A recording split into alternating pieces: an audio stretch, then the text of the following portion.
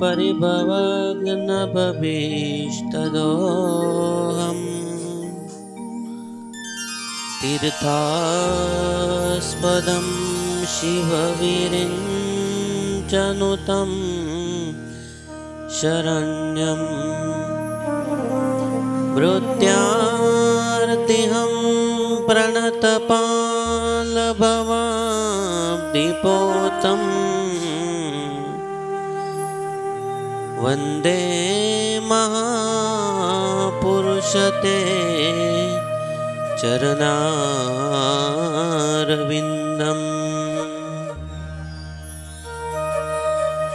ॐ श्री स्वामिनारायणाय नमो नमः। ॐ श्री हरिकृष्णाय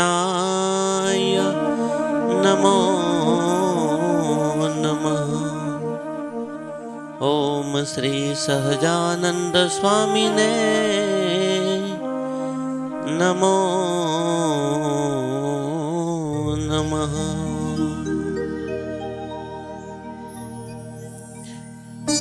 इष्टदेव परम कृपाळु परमात्मा भगवान श्री स्वामिनारायण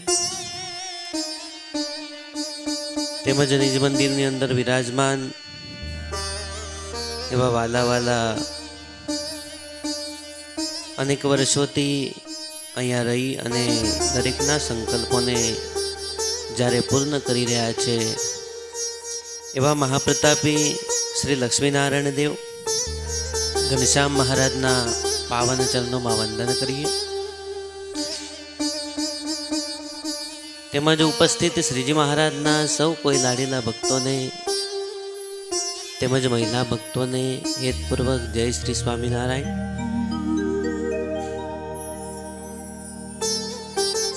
સુંદર આજનો આ દ્વિતીય દિવસ અને આ દ્વિતીય દિવસની જે કથાને આપણે સાંભળવાની છે એવી આજની આ રામબાઈની કથા તે પેલા મુક્તાનંદ સ્વામીએ સતી ગીતાની અંદર જે શબ્દો લખ્યા છે એને આપણે ગાઈશું। સૂરજ સરકી પતિવ્રતા જેને પ્રભુ સંગ પ્રીત કાળ તને શિર પગ દઈ સહજે જગરીત जिन घेर ए पतिव्रता नित्य भजे श्री भगवंत सो जन्मना पुण्यनो संचयते जेहने ते होयंत। वाला भक्तो खूब सुंदर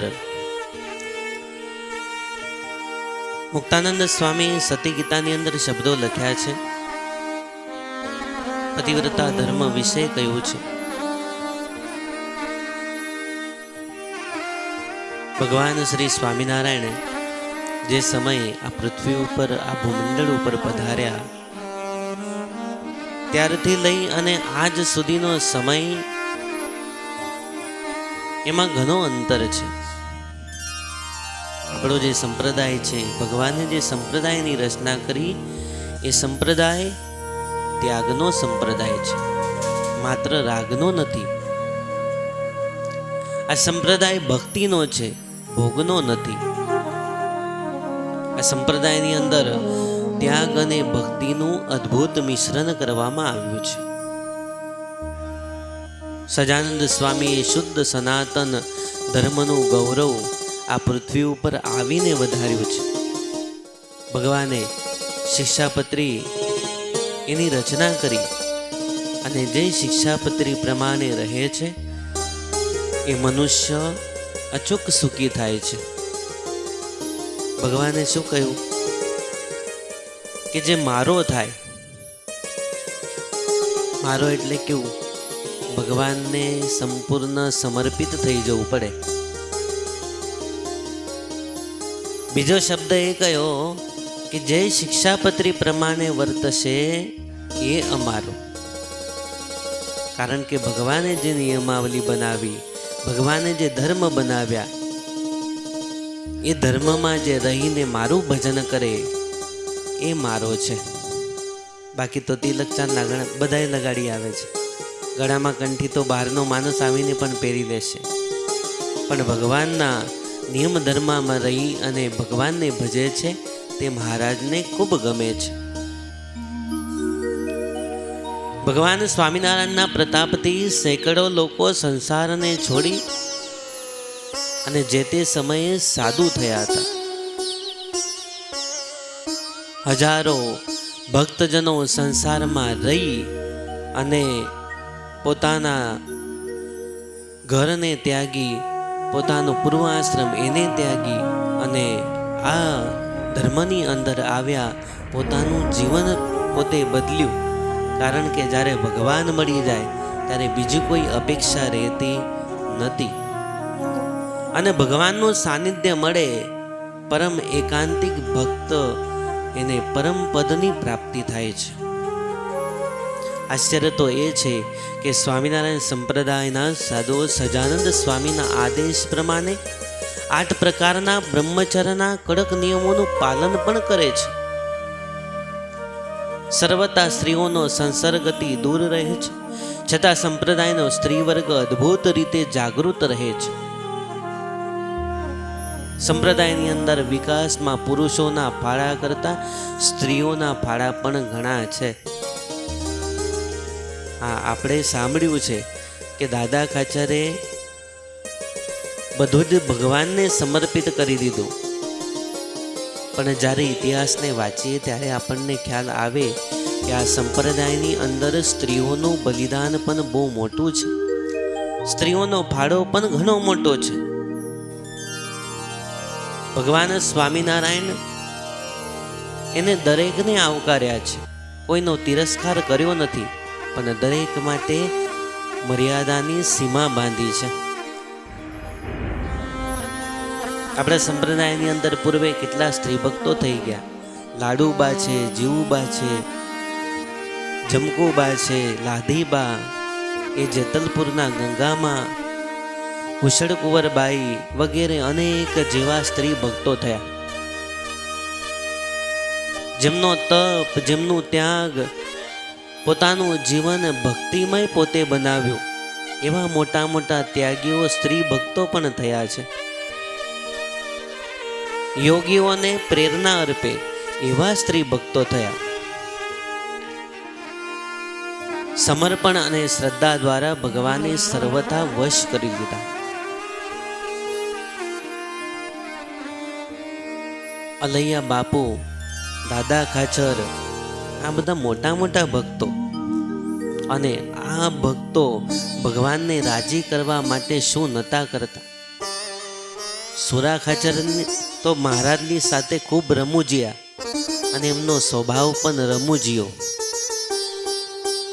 એક દિવસનો સમય સુરા ખાચર મનમાં વિચાર કરે કે આટલા મોટા મહારાજ, બ્રહ્માંડના અધિપતિ, માલિક આપણી સમક્ષ બેઠા અને કોકનું એઠું ખાય.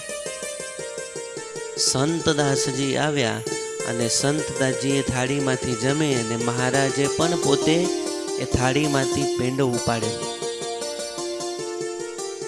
એ વખતે આ કાઠી દરબારોએ આ દ્રશ્ય જોયું કે આટલો મોટો ભગવાન આવું કોકનું એઠું ખાય. પણ ઘણો સમય થયો, એમાં આ કાઠી દરબારો વચ્ચે વાતો નીકળી. બધા વિચાર કરવા લાગ્યા કે મોટી ગાદીએ બેઠા અને આવું કોકનું એઠું ખાય એ ભગવાન હોઈ શકે ખરા? પ્રશ્ન થાય. પ્રશ્નનું સમાધાન જો આપણે કહીએ, પ્રશ્ન કરીએ તો ઉત્તર મળે, પણ જો મનમાં ને મનમાં રાખીએ તો પછી એનો કોઈ ઉકેલ આવતો નથી અને ક્રોધનું સ્વરૂપ લે છે. એટલા માટે એક દિવસે સુરા ખાચરે મહારાજને કહ્યું કે મહારાજ, બધી વાત બરાબર છે, પણ તમે આવું જે દ્રશ્ય અમે જે જોયું છે એ દ્રશ્ય તમને શોભાયમાન છે ખરું? એટલે ભગવાનને લાઈટ થઈ કે મેં અનેક એવી લીલાઓ કરી છે. અને ભગવાન સ્વામિનારાયણ તેમજ તેમના શાસ્ત્રોની અંદર કહેવામાં આવ્યું કે ભગવાનની લીલા ઉપર કોઈ દિવસ સંશય કરવો નહીં, એ તો ભગવાન હતા. નંદ બાબાને ત્યાં અનેક ગાયો રહેતી, તો શું જગ્યા એટલી મોટી હશે? આજે આપણે જઈએ છીએ તો કેટલી જગ્યા છે? એટલી જગ્યામાં આટલી બધી ગાયો રહે? પણ એ ભગવાન હતા, એ કૃષ્ણ નારાયણ હતા. એની લીલા ઉપર કોઈ દિવસ સંશય આપણાથી થાય નહીં. ભગવાન અનેક વસ્તુને અશક્યને શક્ય કરનાર એ ભગવાન છે. ભગવાનમાં અનંત ઘણી શક્તિ રહેલી છે. જ્યાં આપણી બુદ્ધિ ન પહોંચે ને ત્યાં ભગવાનની બુદ્ધિ પહોંચે છે. એટલે તો ભગવાન થઈને બેઠા છે. તો આ સુરાખાચાર્ય પ્રશ્ન પૂછ્યો કે મહારાજ, આવું અમે દ્રશ્ય જોયું તો અમારા મનમાં શંકા થઈ. એ શંકાનું સમાધાન કરો. એટલે મહારાજને ખ્યાલ આવ્યો કે હવે એવી કંઈક લીલા કરવી પડશે કે આમાં જે મારા પ્રત્યે મનુષ્ય ભાવ એવો છે એ પુરુષોત્તમનો ભાવ મારે લાવવો પડશે. મહારાજે એક દિવસે સુરાખાચર બીજા બધા ભક્તો હતા એમને દરેકને કહ્યું કે ભક્તો, આજે આપણે એક રમત રમવી છે. સુરાખાચર કે મહારાજ, આ ઉંમર તો જો, આ ઉંમર કઈ રમત રમવાની છે? મહારાજે કહ્યું કે સુરાખાચર, આ જે ઉંમર છે ને, આ ઉંમરની અંદર ચાડા વધારે થાય. ન કરવાનું કરીએ. હા, જીવ જો કામમાં અટકાયેલો હોય, ભજન ભક્તિમાં અટકાયેલો હોય, ત્યાં સુધી મનુષ્યને કોઈ અવળી બુદ્ધિ આવે નહીં. પણ આ ઉંમરની અંદર રમવું મહારાજ, હાડકું ભાંગે તો એને હાંદતા કેટલાય દિવસ મટે. એટલે સુરાખાચરે કહ્યું કે મહારાજ, આપની આજ્ઞા હોય તો અમારે તો માનવી પડે. બોલો બોલો મહારાજ, શું કરવું છે? એટલે ભગવાનની સાથે બધા એક ખેતરમાં ગયા અને ખેતરની અંદર એક કૂવો હતો. કૂવા પાસે જઈ અને ઊભા રહ્યા. એટલે મહારાજે આ કાઠી દરબારોને એમ કહ્યું કે સાંભળો, આપણે એક એવી લીલા કરવી છે કે આ કૂવાની અંદર દૂરથી દોડતો આવી અને અંદર કૂદવાનું ખરું, પણ ભીનું, આપણું શરીર ભીનું ન થવું જોઈએ. સુરાખાચર કે મહારાજ, એવું તો કંઈ હોતું હશે? અંદર પડીએ ને ભીનું થયા વગર બહાર આવે નહીં. મહારાજે કહ્યું પ્રયાસ તો કરો. સુરાખાચરને બહુ હરખ. સુરાખાચરનું શરીર ભારે ખમ.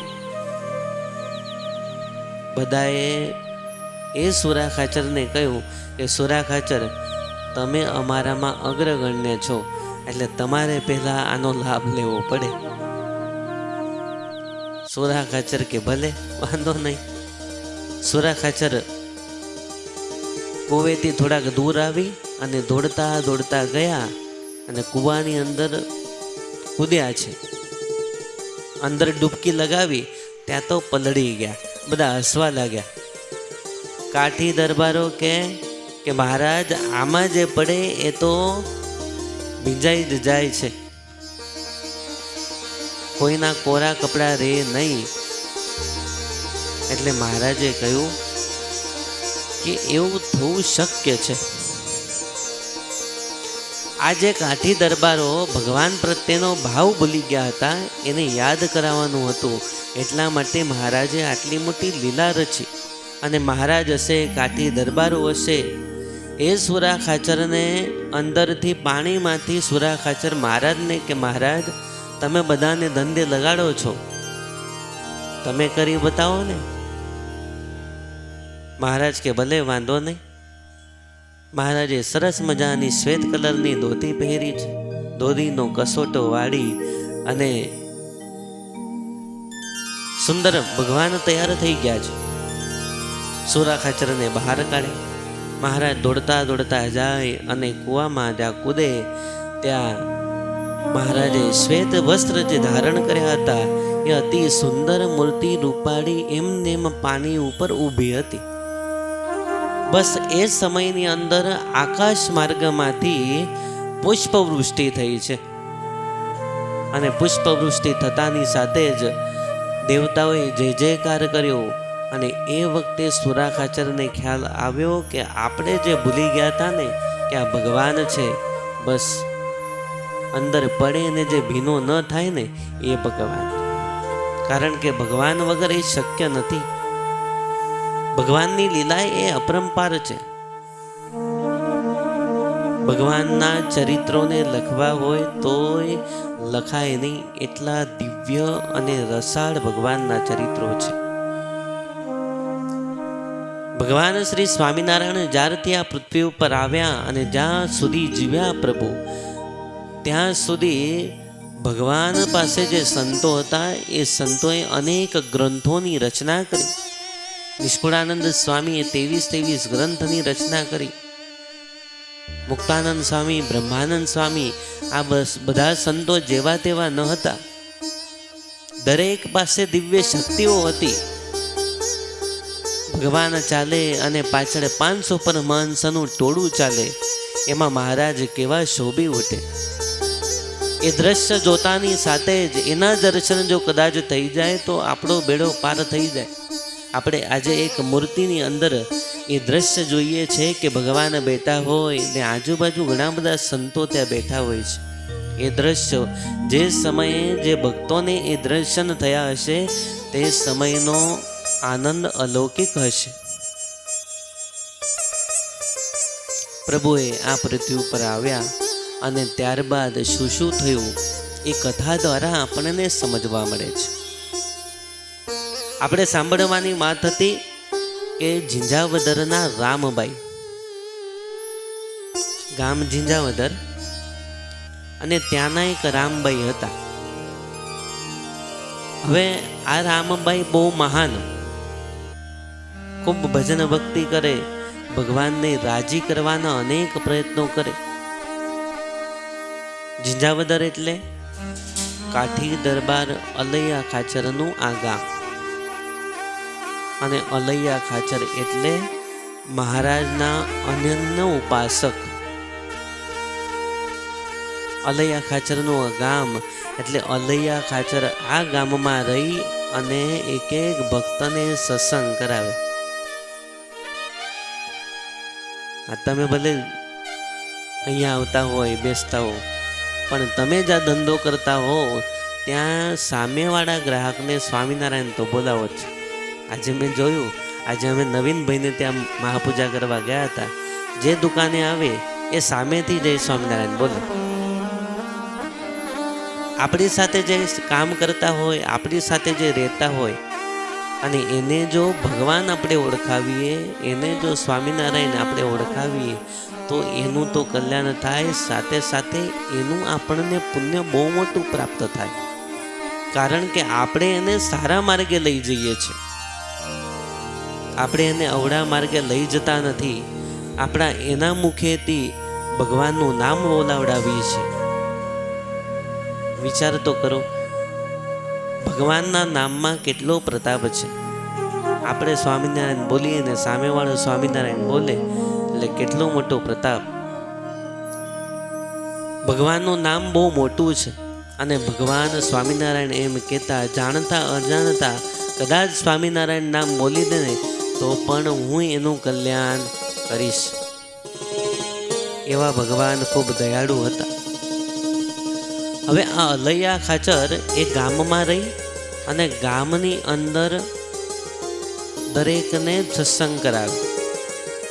એ સમય શું હતું, સંતો પહોંચી શકે નહીં, ટાઈમ એટલો હોય નહીં. એટલે અલૈયા ખાચર મનમાં વિચાર કરે કે સંતો બહુ ઓછા આવે, અને આવે તો કંઈક આવો ચાતુર્માસ હોય ત્યારે સંતો મળે, બાકી મળે નહીં.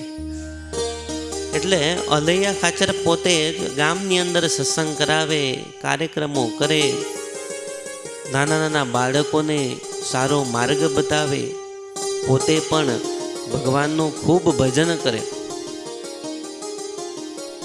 અને પોતે મહારાજને રાજી કરવા માટે આજીવન બાળ બ્રહ્મચારી રહ્યા છે. આ એમને લગ્ન નથી કર્યા. પોતાની પાસે ધન સંપત્તિ ઘણું જ હતું, પણ લગ્ન નથી કર્યા. બ્રહ્મચારી રહી અને ભગવાનને ભજવા છે. મહારાજે સુંદરજી સુતારનો ગર્વ ઉતારવા માટે જ્યારે 18 જણાને પરમહંસ થવાનો આદેશ કરેલો, તેમાં અલૈયા ખાચરનું પણ નામ હતું. આ મહારાજે દરેક જગ્યાએ કાગળ લખી અને એ કાગળને, એ પત્રને આ મહામુક્તો પાસે પહોંચાડ્યો. માત્ર મહારાજનો આદેશ થાય અને આ બધા પોતાના શરીર ઉપર જે ગૃહસ્થના કપડાં પહેર્યા હોય અને એ ભગવા વસ્ત્ર પહેરવા માટે તૈયાર થઈ ગયા. એવા મહાન આ ભક્તો હતા. શાસ્ત્રની અંદર એમનું નામ આપવામાં આવ્યું કે અલૈયા ખાચર, માચા, સુરા, સોમલા ખાચર, અલૈયા ખાચર, મૂડુ, નાજા જોગિયા, માત્રા ઘાગલ, મામૈયા, અજા, જીવા, વીરદાસ 18 જણાની ટોળી હતી. અને 18ને જ્યારે મહારાજનો પત્ર મળ્યો છે ને, ત્યારે તૈયાર થઈ ગયા મહારાજના સાનિધ્યમાં આવવા માટે. મહારાજે તો ખાલી કહ્યું હતું કે જ્યાં હોય ત્યાંથી આવી જાઓ. કોકને તો ખેતરમાં પત્ર મળ્યો તો ખેતરમાંથી પાછા વળ્યા કે ચાલો, કોઈ કપડાં લેવા નથી. ઘરે પણ કહેવા રહ્યા નથી. એવા આજ્ઞાકારી એ ભક્ત ત્યાંથી ગઢપુર આવે અને ગઢપુરની અંદર મહારાજ પાસે આવ્યા અને મહારાજે એમ કહ્યું કે હું તો ખાલી તમારી પરીક્ષા લેતો હતો. એમાં અનેકના તો લગ્ન થયેલા, અનેક બ્રહ્મચારી હતા. મહારાજે કહ્યું કે જાઓ પાછા સંસારમાં રહી અને ભગવાનનું ભજન કરજો. અહીંયા તમારી અત્યારે જરૂર નથી, પણ એક પરીક્ષા લેવા માટે પ્રભુએ આ ઘટના રચી, આ લીલા રચી છે. એમાં અલૈયા ખાચરને પણ મહારાજે કહ્યું કે અલૈયા ખાચર, ગામની અંદર તમે મોટા છો અને ગામની અંદર તમે ભજન કરાવો છો, એટલે સાદું જેવું જ જીવન તમે જીવો છો, એટલે માત્ર સંસારમાં રહેજો. તમારું જે કર્તવ્ય છે એ કર્તવ્યને સંભાળજો, માટે જાઓ, ઘરે રહો. મહારાજ હાથીએ બેસાડી અને હવે મહારાજે એવું કહ્યું કે હવે ઘરે જાઓ, અને બધું જ ઘર છોડીને અહીંયા આવ્યા, હવે ઘરે જઈને શું કરવું? એટલે અલૈયા ખાચરે કહ્યું કે મહારાજે હવે હાથી બેસાડીને બોલાવી તો લીધા, હવે ગધેડા બેસાડવાની વાત કરે છે. તમે ઘરેથી નીકળી જાઓ હોશે હોશમાં અને પાછા આવો. ત્યારે એક દાદા હતા. એ દાદા બિચારા ઘરથી કંટાળી ગયા હતા. સવાર થાય ને ઝઘડો થાય, સવાર થાય ને ઘરમાં ઝઘડો થાય. એક દિવસ એ દાદાને એમ થયું કે હવે અહીંયા રહેવું નથી, આ ઘરને ત્યાગી દેવું છે. અને ઘર ત્યાગવું એ કઈ સહેલી વાત છે? ઘરને છોડવું એ સહેલી વાત નથી. એટલે દાદાએ મનમાં વિચાર તો કરી લીધો કે એક દિવસે જતું રહેવું છે. એટલે સવારનો સમય થયો અને દાદા તો ઉપડ્યા થેલી લઈને, કોઈને કીધું નહીં. વહેલી સવાર અને સવારના પોરમાં ગઢપુર તરફ જવા માટે નીકળી ગયા. ગઢપુરની અંદર આવ્યા અને ગઢપુરમાં દરેકને મળ્યા. પહેલાં તો ગોપીનાથજી મહારાજના દર્શન કર્યા અને એ દાદા હવે ઘર ગોતવા માંડ્યા કે હવે અહીંયા તો આવી ગયો, પણ રહેવું કોની પાસે? એમાં ચોકમાં એક સંત મહાત્મા બેઠા હતા, એક સ્વામીજી બેઠા હતા. મોટી ઉંમર હતી અને આ દાદાની પણ મોટી ઉંમર હતી. હવે એને કોઈ ચેલો નહીં,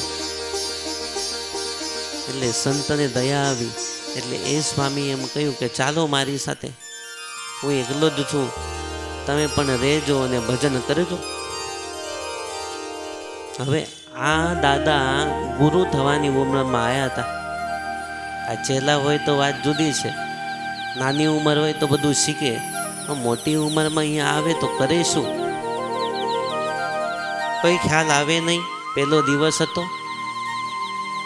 અને અમારે સંતોને કેવું હોય કે વડતાલ હોઈએ ને એટલે રસોઈ હોય, એટલે રસોઈમાં જવું પડે, નકર ભૂખ્યા રહેવાય. બધા જ એક જગ્યાએ ભેગા થાય. એટલે એ સમય ગઢપુરની અંદર પણ રસોઈ ચાલે. એટલે જે મોટી ઉંમરવાળા સ્વામી હતા એમને કહ્યું કે ચાંદલો વાંદલો કરો અને અહીંયા ભગવાનનું ભજન કરવાનું છે, અને પહેલાં તો એક કામ કરો, રસોઈ છે એટલે રસોઈમાં જઈને જમી આવો. દાદા તો ખુશ થઈ ગયા, ચાલો અહીંયા તો તૈયાર મળે, બનાવવાની કોઈ માથાકૂટ નથી, કમાવાની કોઈ માથાકૂટ નથી, રોજ સારું સારું જમવા મળશે. દાદા રસોઈમાં આવ્યા. હવે આ દાદાને કોઈ ઓળખે નહીં. એક બાજુ બેઠા એટલે બધા સંતો ભેગા થઈને બેઠા હતા. ત્યારે દાદાને કહ્યું આ કોણ છે, નવા લાગે છે. એટલે સંતો એને નજીક બોલાવ્યા, આવો આવો બેસો, લાઈનમાં બેસો એટલે તમને પીરસી આપે. એટલે એક સ્વામીજી એને લઈ ગયા, એને પીરસી દીધું અને જમવા માટે બેઠા. સ્વામિનારાયણની ધૂન ચાલતી હતી. ધૂન પૂર્ણ થઈ અને થાળીની અંદર શાક, રોટલી, દાળ, ભાત, ભજીયા અને મીઠાઈમાં જલેબી હતી. જલેબી મૂકીને એટલે દાદાએ જોયું કે જમવાનું તો બહુ સરસ છે, પણ દાદાને એ જલેબી જોઈ અને રડવું આવ્યું. રડવું આવ્યો ને એટલે બાજુમાં સંત સ્વામીજી બેઠા હતા. સ્વામીજી પૂછ્યું છે કે દાદા કેમ રડો છો, શું થયું? દાદા કે અરે સ્વામીજી મારે તો ઘરે જવું છે. તો કે કેમ? તો કે જમી તો લો પહેલા. તો કે થાળીમાં જે જલેબી છે ને એ બબલાની માં છે ને બહુ સરસ બનાવે છે, અને મને ઘર યાદ આવ્યું, મારે તો હવે ઘરે જ જવું છે, અહીંયા રહેવું નથી. કહેવાનો ભાવાર્થ એ છે, એક રમૂજી આ વાત છે, પણ ખરેખર કહેવાનો અર્થ એ કે ઘર છોડવું એ સહેલું નથી. પણ અલૈયા ખાચર ઘર છોડીને જ્યારે ભગવાનની પાસે આવ્યા અને ભગવાને જ્યારે કહ્યું કે હવે પાછા ઘરે જાઓ, મહારાજનો આદેશ થયો, અલૈયા ખાચર ઘેર આવ્યા છે. ગામધની અલૈયા ખાચરને ત્યાં કામકાજ કરનારા અનેક નોકરો ચાકરો રહેતા. આ ગામધની હતા, જેવા તેવા નહીં. અલૈયા ખાચર પાસે ઘણું ધન, સાથે સાથે મહારાજની એવી ભક્તિ પણ પોતે કરતા. હવે એક નોકરો ચાકરોમાં એક રામબાઈ કરીને સ્ત્રી રહેતી. એ પણ અલૈયા ખાચરને ત્યાં આવે, અલૈયા ખાચરનું ઘર સ્વચ્છ કરે, ત્યાં કામ કરે, વાસણો માંજે, એવું કામ કરતી. અનેક નોકર હતા, પણ આ રામબાઈ વિશેષ હતા. રામબાઈને નાનપણથી જ પોતાની જે માતા એનું મૃત્યુ થયેલું, માતા પિતાનું મૃત્યુ થયું, એકલી થઈ, અનાથ થઈ, કોઈ રહ્યું નહીં. એટલે અલૈયા ખાચરે એક દિવસે રામબાઈને પોતાના માતા પિતાની જ્યારે યાદ આવી ત્યારે રામબાઈ રડતા હતા. રામબાઈ મનમાં વિચાર કરે કે આજે જો આ અલૈયા બાપુ ન હોત તો હું શું કરત, ક્યાં જાત. પણ નાનપણથી જ એના માતા પિતા પણ ખૂબ સરળ, અને રામબાઈ પણ નાનથી મોટા એ અલૈયા ખાચરના ઘરમાં જ થયા. એટલે રામબાઈને અલૈયા ખાચર પોતાની દીકરી માનતા. એમ કહેતા કે બેટા, તારી પાછળ કોઈ નથી, પણ હું તારા માટે બેઠો છું. હવે તારી બધી જ જવાબદારી એ મારી. તારા લગ્ન કરવા, તને શું જોઈએ એ બધું મારું. હવે તારે બધી જ ચિંતા છોડી દેવાની. બસ એમાં એક આ રામબાઈ ખૂબ મહાન ભક્ત. અલૈયા ખાચર રામબાઈને પોતાની સગી દીકરી કરતાં પણ વધારે વાલતી, સાચવતા અને ખૂબ એને માન આપતા. રામબાઈ પણ અલૈયા ખાચરનું જે ઘર હતું એ પોતાનું ઘર માનીને રહેતા. અલૈયા ખાચરના દરબારને ખૂબ સ્વચ્છ રાખે, એનું ઘરનું કામકાજ કરે. મૂળ તો રામબાઈ કોળી સતવારાના દીકરી હતા. ગરીબ ઘર, નાની ઉંમર, અને નાની ઉંમરમાં અલૈયા ખાચરને ત્યારે અલૈયા ખાચર એને કપડાં આ તે બધું જ પોષ. પછી અલૈયા ખાચરને રામબાઈને ધીરજ આપી કે તું મૂંઝાઈશ નહીં, આ તારું જ ઘર છે અને આજથી હું તારો બાપ છું. તે સાંભળી રામબાઈના હૈયે ધરપત આવી કે ચાલો, આપણો તો કોઈ ઉપર છે. જ્યાં સુધી છત્ર છાયા હોય, ઘરની અંદર આપણા બાપ હોય, ત્યાં સુધી આપણા મસ્તકે છત્ર છાયા હોય, ત્યાં સુધી આપણને કોઈ ચિંતા રહેતી નથી. પણ જે દિવસે આપણા પિતાજીનું મૃત્યુ થાય તે દિવસે આપણી ઉપર બધી જ જવાબદારી આવે. તે દિવસે આપણને ખ્યાલ આવે કે એની કેવી પરિસ્થિતિ હતી.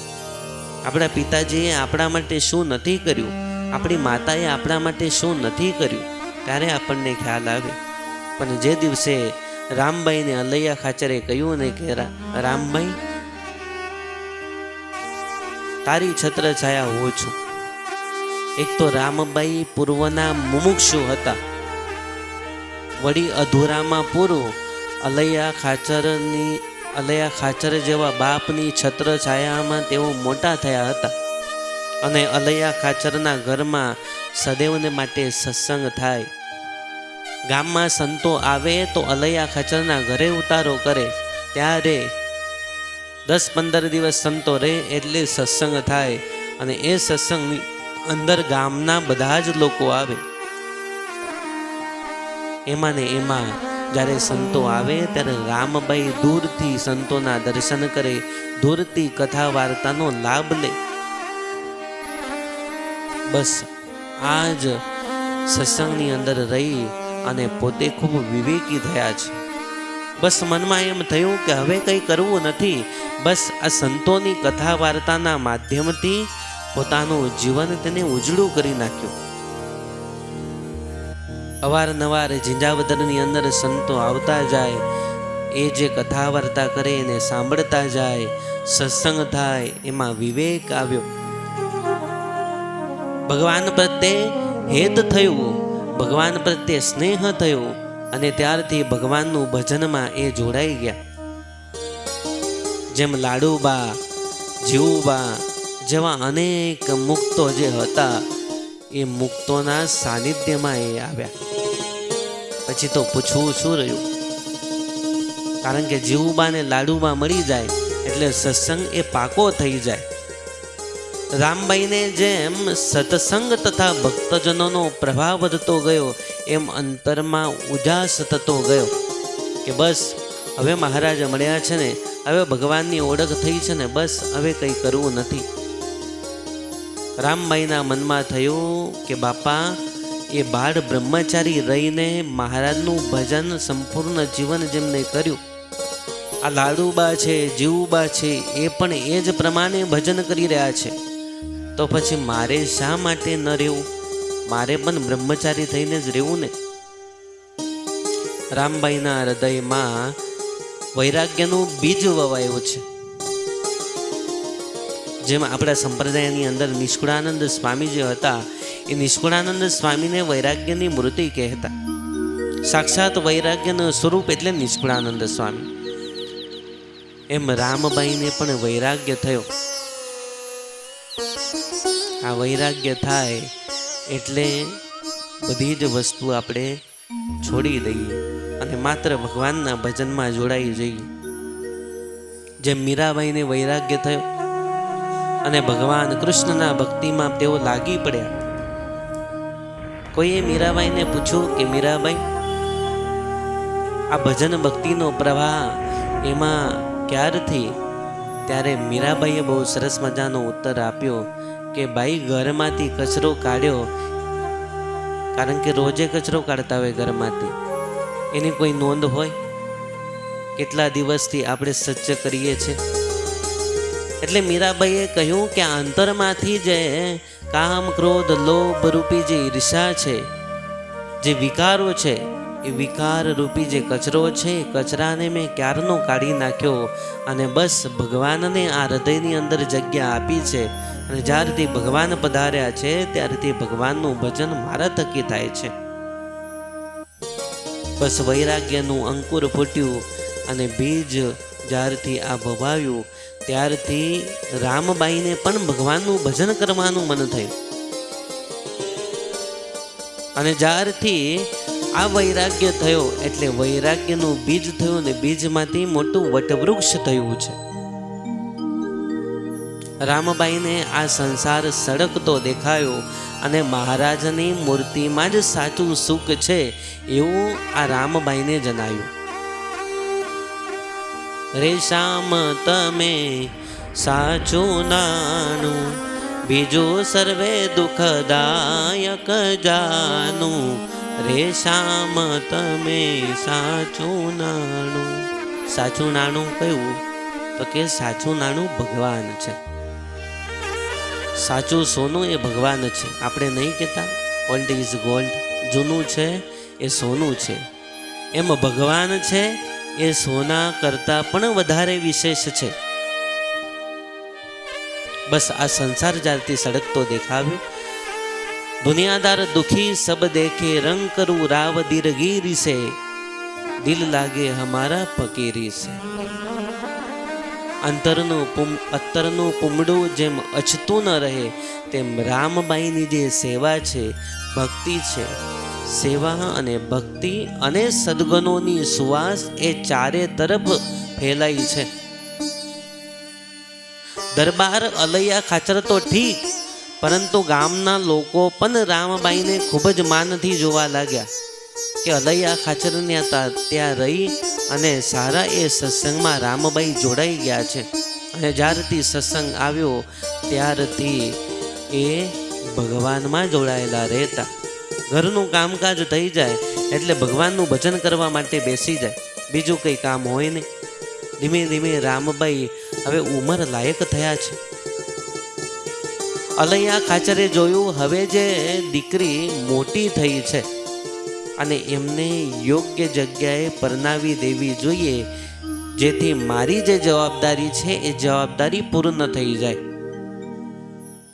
અલૈયા ખાચર પોતાના મનમાં આવી રીતે વિચારે છે અને જ્યાં આવો વિચાર કરે ત્યાં બાપાએ કોડી જ્ઞાતિમાં ચારે બાજુ મૂર્તિઓ જોવાનું શરૂ કર્યું. મૂર્તિઓ એટલે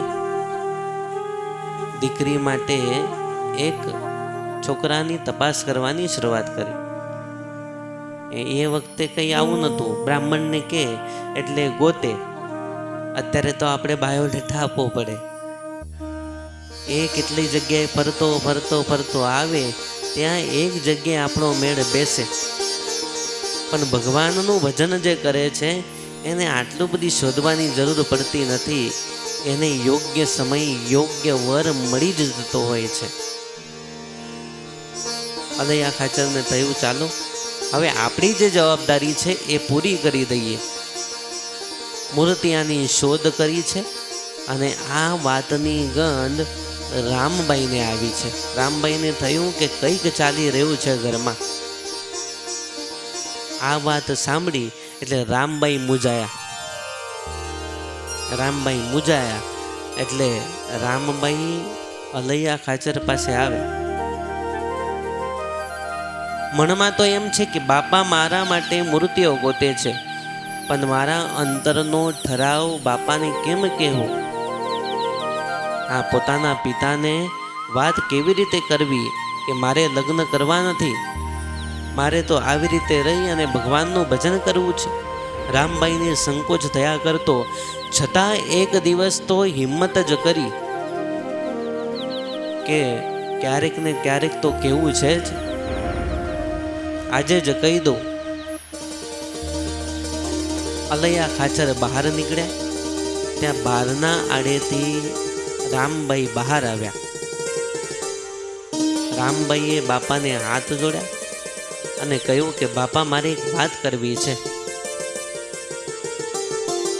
એટલે રામબાઈને અલૈયા ખાચરે આવી રીતે ઊભા જોયા, અવાજ સાંભળ્યો એટલે અલૈયા ખાચરે કહ્યું કે બોલ ને બેટા, શું કહેવું છે? પહેલી વખત અલૈયા ખાચરે વૃત્તિ સ્થિર કરી, દીકરી સમાન રામબાઈ સામે દ્રષ્ટિ કરી. અરે દીકરી કેવડી મોટી થઈ ગઈ! કારણ કે જ્યાં સુધી રામબાઈ ઘરે રહેતા, કોઈ દિવસ અલૈયા ખાચરે પોતાના દીકરીને જોઈ નથી. સવાર થાય એટલે ભજન કરવા નીકળી જાય, કાં તો ગઢપુર જાય, કાં તો વડતાલ જાય. એમ ભગવાને જે મંદિરો બનાવ્યા એ ઠેકાને જઈને મહિનો મહિનો, બે મહિના ત્યાં રહી અને ભગવાનનું ભજન કરે. બહુ દિવસે પાછા આવે તો આવે.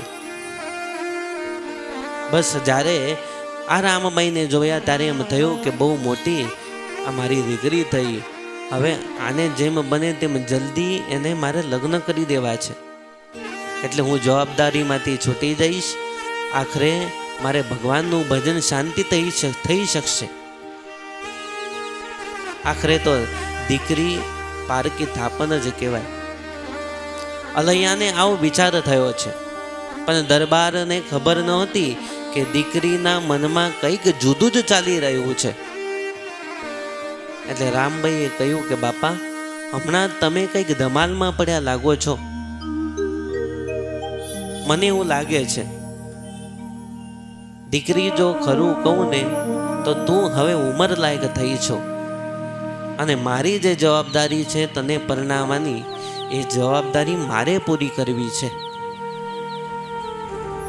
રામબાઈએ કહ્યું કે તમે મારા માટે કોઈ મૂર્તિઓ ગોતો છો? રામબાઈએ હિંમત તો એકઠી કરી લીધી, પોતાના પિતાને વાત કરું પણ મનમાંથી શબ્દો નીકળતા નથી. કારણ કે નાનપણથી પિતાજીએ મોટી કરી હોય ને પછી આપણે એમ કહીએ કે મારે લગ્ન નથી કરવા, તો કેમ કરતા ચાલશે? એમ રામબાઈ મનમાં વિચાર કરતા હતા. હિંમત તો એકઠી કરી, દીકરી એ મારી જે ફરજ છે એ ફરજ મારે પૂરી કરવી છે, પણ બાપા આપને એક વાત કહેવી છે. એટલે અલૈયા ખાચરે કહ્યું કે બોલ ને બેટા, શું કહેવું છે? એક નહીં, બે વાત કે.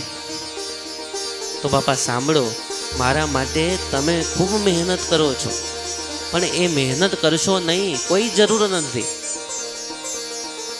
અલૈયા ખાચર કે કેમ એવું બોલે છે? એટલે અલૈયા ખાચર સહેજ અચકાયા.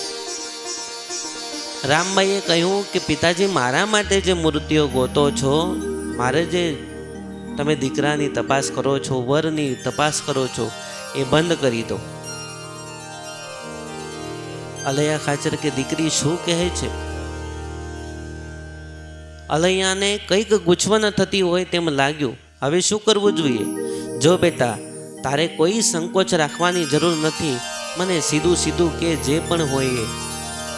હું તારો પિતાજી છું અને માતા પણ હું જ છું, બંને હું જ છું. એટલે એવું સમજી અને મને સીધી રીતે વાત કર. એટલે રામબાઈએ કહ્યું કે પિતાજી, તમે જે મારા માટે મહેનત કરો છો એ મહેનત તમારે કરવાની જરૂર નથી. એ મહેનત સૌથી પહેલાં મેં કરી લીધી છે. મારા માટે મૂર્તિઓ ગોતવાની કોઈ જરૂર નથી. મારું મન તો માત્ર ભગવાનની સાથે માન્યું છે, ભગવાનની સાથે મેં લગ્ન કરી લીધા છે. બસ મારે હવે આ સંસારની અંદર કોઈ સાથે લગ્ન કરવા નથી. જો બાપા ખરેખર મને સુખી કરવા માંગતા હો તો મારું મન રાખજો, બાકી તો ત્યાં જઈશ અને દુઃખી થઈશ તો છેલ્લે મારાથી જેમ તેમ તમને બોલાશે, પણ મારું મન ભગવાનની સાથે મારે સદૈવને માટે સાંખ્યોગ લઈ અને માત્ર ભગવાનનું ભજન કરવું છે, ભગવાનને ભજવા છે. આખરે પોતાના મનની વાત રામબાઈએ મહારાજને કહી દીધી. આ વાત અલૈયા ખાચરે સાંભળી આશ્ચર્ય થયું. હવે કરવું શું? પોતાના પિતાજીને કહ્યું કે મારે તો ભગવાનને ભજવા છે.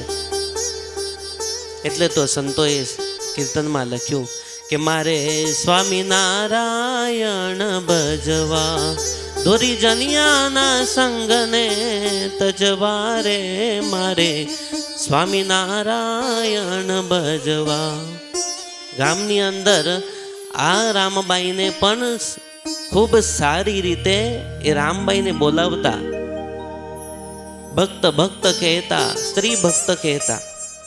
એટલે તો ગામની અંદર લોકો એમ કહેતા કે મને સ્વામિનારાયણ ભાવે, લોક સ્વામીની કહીને બોલાવે રે.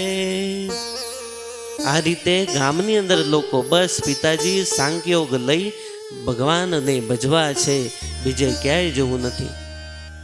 પણ અલૈયા ખાચરે માન્યા નહીં. અલૈયા ખાચરે મનમાં વિચાર કર્યો કે હવે કરવું તો કરવું શું? પણ પોતાના દીકરીને ખૂબ સમજાવી. અંતે રામબાઈ માનતા નથી. ખૂબ સુંદર આગળ કથા છે, પણ આપણો સમય હવે થઈ ચૂક્યો છે. આગળની જે કથા છે, રામબાઈએ અને અલૈયા ખાચર બંને બેસી અને શું સંવાદ ચાલે છે એ વાતને આપણે આવતીકાલે સાંભળીશું. આજની કથાને ભગવાનના નામ સ્મરણ સાથે અહીંયા જ પૂર્ણ કરી. સહજાનંદ સ્વામી મહારાજની જય.